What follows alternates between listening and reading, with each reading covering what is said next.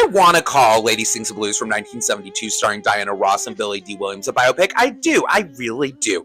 But this movie has so many inaccuracies, I have a hard time even calling this piece of cinema a biopic. So join me as I talk about what this movie gets correct and what this movie mostly gets incorrect. Let's start with what this movie does get right. So the unfortunate thing is the tragic parts of Billie Holiday's life is what this movie does get right. From her essay as a little girl, to her drug use, to her survival S work before she became a jazz performer, this movie does get those things correct. However, that's kind of where things really end. Diana Ross gives a phenomenal performance. This is one of the most stunning film debuts you and I could ever see. However, she is not playing Billie Holiday. Billie Holiday was an indomitable force who was strong and had a personality and did not let anyone tell her what to do or how to feel. And I feel that Diana Ross, how she was made to portray Billie Holiday, was to make her look meek and weak. The introduction of Strange Fruit is also overly dramatized and extremely inaccurate. Strange Fruit was actually a poem written by a communist Jewish poet named Abel Meeropol,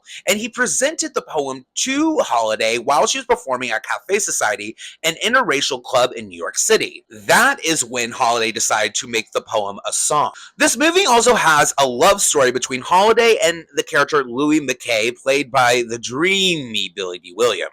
In the movie, McKay is looked at to be like a savior, the knight that Holiday needed, but in reality, he was her third husband and was one of the biggest users in Holiday's whole entire life. The timeline of this movie is also wild. Like, it looks like it's just made in the 1930s, but like from the time that Holiday started her jazz performing career to the time she is first arrested, there's like a good 10 years. Somehow the movie also downplays Holiday's star power by the mid to late 40s. At the end of the movie, she performs at Carnegie Hall, but right before that, we see her get out of jail, and we have one of the band leaders that she had worked with in the past present her a record and being like, look, your name's even on this, as if she did have a ton of records that were big selling records too by the point she had served time in jail. I used to watch this movie obsessively when I was like middle school, high school age, and I still think this is a pretty good movie. I give this 3.5 lipsticks. However, to call this a biopic is just inaccurate.